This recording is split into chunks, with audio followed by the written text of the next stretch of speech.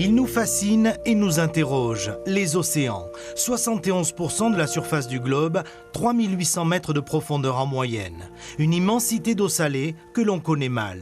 90% de nos océans n'ont jamais été explorés. Voilà qui pourrait bien changer. La course aux grands fonds marins est désormais lancée et pour le sénateur polynésien Tevaro Fritsch, la France ne doit pas manquer le départ. Il faut que nous connaissions ces grands fonds marins, que nous puissions mesurer l'impact pas simplement de l'exploitation éventuelle, mais de l'introduction de l'homme ou de ses machines dans ces abysses. Et c'est en ce sens qu'il nous semble qu'il y a au moins une dizaine d'années à passer pour que nous puissions mettre en place tous ces outils pour faire en sorte qu'ensuite le Parlement, au plus haut niveau avec l'État, puisse prendre des décisions au nom de tous les Français d'exploitation ou de protection. Pour rédiger leur rapport sur les grands fonds marins, les sénateurs ont observé la Norvège. Ce pays, confronté au déclin de ses ressources en pétrole, a déjà sa feuille de route pour commencer les explorations.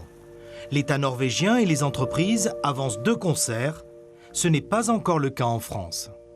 Si on n'avance pas suffisamment fort actuellement, c'est sans doute parce qu'il n'y a pas de volonté politique suffisamment affirmée, malgré les objectifs clairement définis par le président de la République.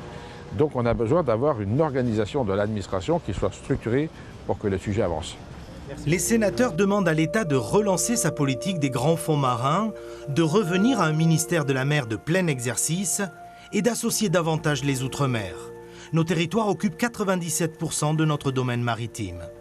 J'ai tenu pendant toute cette mission, au travers des 70 auditions que nous avons pu mener, aussi organiser des tables rondes par bassin océanique pour pouvoir associer, consulter nos exécutifs des différentes collectivités d'outre-mer parce que je pense que leur place est là. Des années d'exploration seront nécessaires pour mieux connaître cet univers froid et obscur avant d'envisager une éventuelle exploitation des ressources minières. À ce jour, seuls 4 êtres humains ont plongé à plus de 10 000 mètres de profondeur.